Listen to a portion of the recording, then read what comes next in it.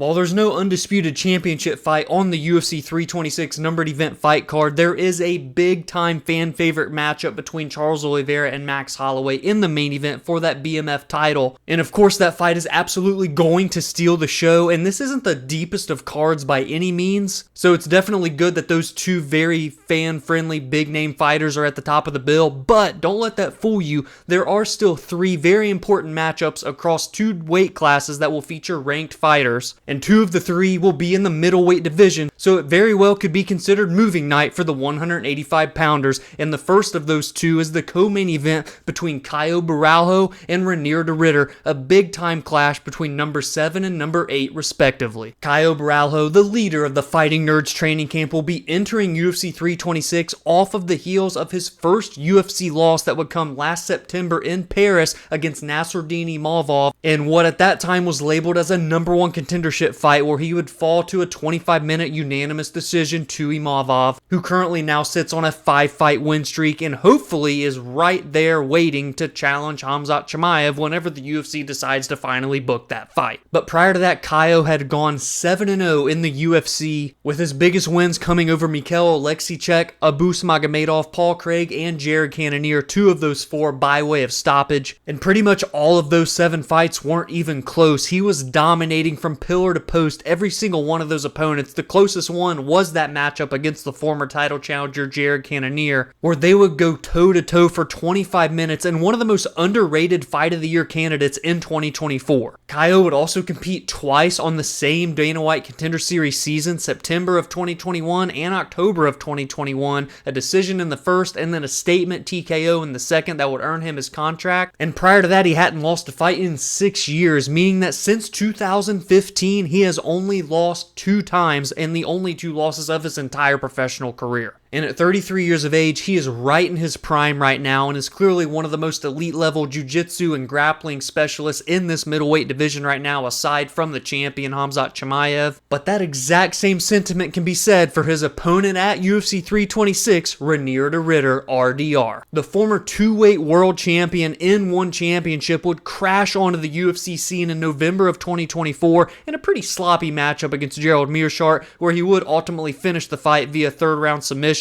But then from there, he would steamroll through Kevin Holland via first-round finish, Bo Nickel, the first man to ever defeat him in mixed martial arts, and then have a massive win over the course of 25 minutes against Robert Whittaker in the summer of 2025 in what would set him up for a big-time fight against Brendan Allen last October, meaning that he would have 5 UFC fights between November of 2024 and October of 2025, 5 fights in 11 months, and it seemed as though that amount of activity in such a short amount of time would ultimately prove to be the biggest detractor from Reinier de Ridder, as he would lose that fight to Brendan Allen. After a very successful opening round, he would be dominated the remainder of the way and would get so tired and beaten down that his corner would throw in the towel at the end of the 4th. But even still, he's not really having that long of a layoff, as he will be returning just a little over 4 months later to take on Caio in what is a big-time fight for the middleweight division right now. I do genuinely feel that the winner of this only would need one more fight after to earn a crack at the UFC Middleweight Championship of the world. The problem is, what the hell is going on with the championship in this division? Khamzat Chimaev became that champion in August back at UFC 319, where he would utterly dominate Dricus du Plessis to dethrone him,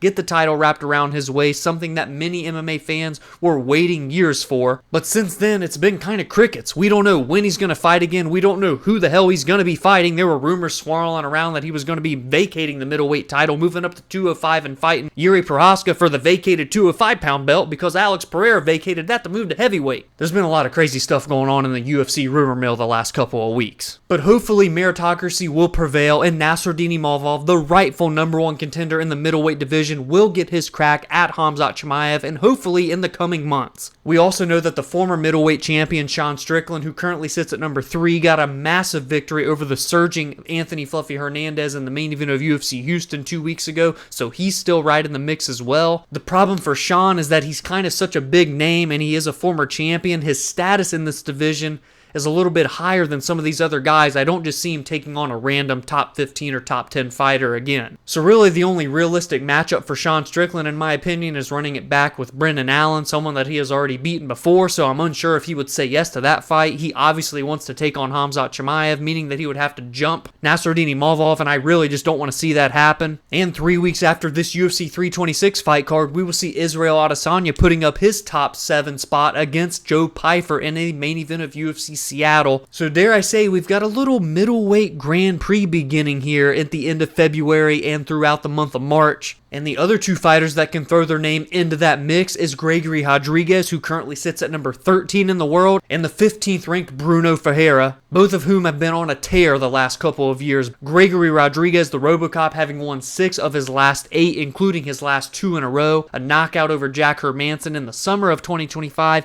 and a decision win over Roman Kopylov in November. And Bruno Ferreira coming off of a decision win over the former title challenger Marvin Vettori, and prior to that, 2 consecutive submission wins over Jackson McVeigh and Armin Petrosyan, so a 3-fight win streak overall for him, 2 for Robocop, that's 5 combined, and the winner of this will inch one step closer to the top 10, i.e. the names of Anthony Fluffy Hernandez, Caio Borralho, and Reinier de Ridder. And while I feel that both of these middleweight matchups are going to deliver, it's the latter here between Robocop and the Hawk that I feel could ultimately lead to an absolute banger, with someone potentially going to sleep, as Bruno Ferreira has finished 14 of his 15 victories with 9 knockouts and 5 submissions. The only one that's gone the distance was that aforementioned fight against Vettori, who is one of the most durable middleweights in the UFC's history. And Gregory Rodrigues has finished 14 of his 18 victories with 11 knockouts and 3 submissions, and been finished in 4 of his 6 losses. And I did forget to mention that in both of Bruno Ferreira's losses, he's been stopped, 1 knockout and 1 submission. This fight is going to deliver. So what are you thinking? Are we kind of unintentionally in the middle of a middleweight Grand Prix, a middleweight marathon, if you will? Because we had that Sean Strickland Anthony Fluffy Hernandez matchup 2 weeks ago. On this UFC 326 card, we have 2 top 15 matchups, Borralho versus de Ridder and Rodrigues versus Ferreira. At the end of March, we're seeing Adesanya versus Pyfer. That's number 7 versus number 14 and a former 2-time champion in Adesanya. And then hopefully this little Grand Prix first round tournament can be capped off by a title fight between Khamzat Chimaev and Nassourdine Imavov. Hopefully no later than May or June. Both of those cards we are still awaiting a main event for. Obviously that one in June is going to be on the White House card. So it's looking like that May numbered event is going to be needing a Khamzat Chimaev middleweight title fight, if you ask me. So give me your predictions for these 2 middleweight bangers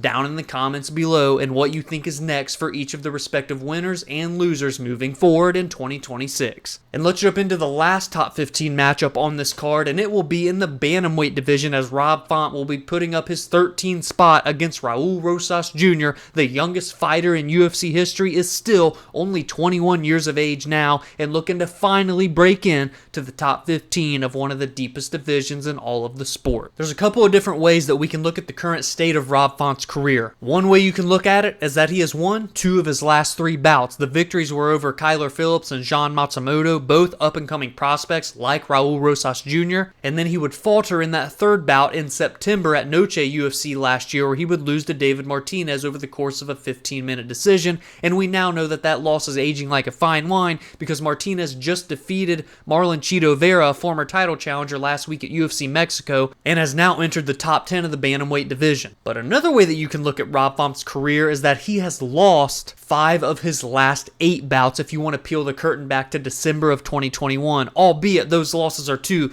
Jose Aldo, Marlon Vera, Corey Sandhagen, and Davison Figueiredo, some of the best fighters that the bantamweight division has over the last few years. But also what is not on the side of Rob Font is his age. 38 years old now, 17 years the elder of Raul Rosas Jr. entering UFC 326, and that is definitely something to take into consideration. And of course, it's worth noting that Rob Font is one of the most battle-tested ranked bantamweights on the roster right now as well, and one of the most durable, because in his 9 professional losses, he has only been stopped 1 time, and it was by way of submission, meaning that 8 of his 9 losses have went the full 15 or 25. And he has 19 more professional fights than his opponent Raul Rosas Jr., so he is much more seasoned, and that can either be a benefit or a detriment. For El Nino Problema, who was 11-1, Raul Rosas Jr. took the UFC by storm when he competed on the 2022 Dana White Contender Series season, where at that point he was only 17 years old. And he picked up a unanimous decision victory, and that was convincing enough for the UFC to sign him. And then less than 3 months later would debut in December of 2022 by picking up a first-round submission win. And from there, the UFC strapped the rocket to his back. But he would fall short in his second UFC outing, where Christian Rodrigues would pull off one of the biggest upsets in all of 2023, beating Raul Rosas Jr. via decision at UFC 287. But since that night, Raul Rosas Jr. has only gotten better, and he hasn't looked back, winning his last 4 fights in a row. The first 2 after that loss were both by stoppage, a TKO over Terrence Mitchell and a submission over Ricky Turcios. And he now enters UFC 326 off the heels of back-to-back unanimous decision wins over Richie Lang and Vince Morales. Most recently back in March, so nearly a year on the shelf for Raul Rosas Jr., so I'll be curious to see the leaps and bounds that he has potentially grown in that time off. And you've got to think that in the back of the UFC brass's minds, they know that Raul Rosas Jr. has potential to become the youngest UFC champion in the company's history, because he won't even turn 22 until October. So he has over 2 full years to potentially reach title contention and become a champion,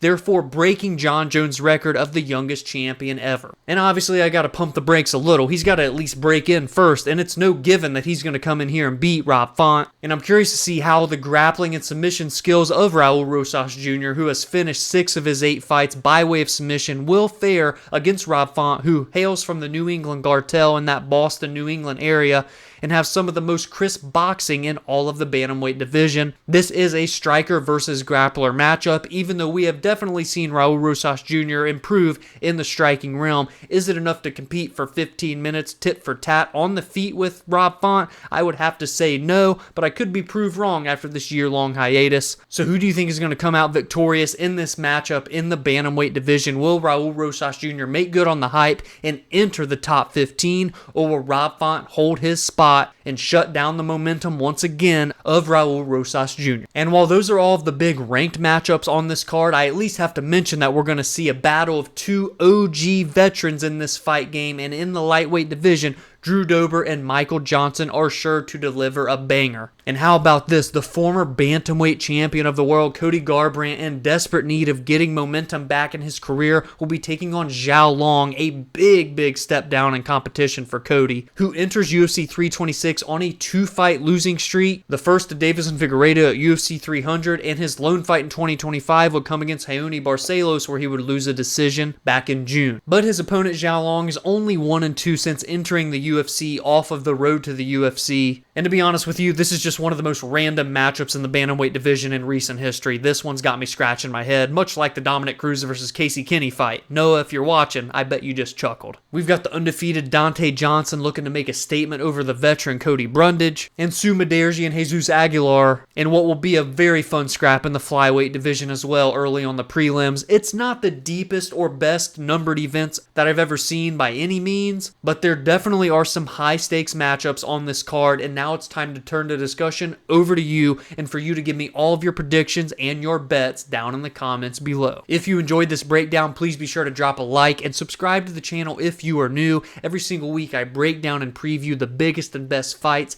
and storylines heading into each card. In the aftermath, I recap the most meaningful results, and I give my thoughts and opinions on MMA news and fight announcements. You can also join the community on social media at Verbal Spar MMA on X, Instagram, and TikTok, as well as like the Facebook page Verbal Sparring MMA, and you can follow on your favorite podcast platforms such as Spotify and Apple, where every Monday and Friday podcast episodes release there. Have a great weekend, enjoy the fights, and I will see you all in the next video.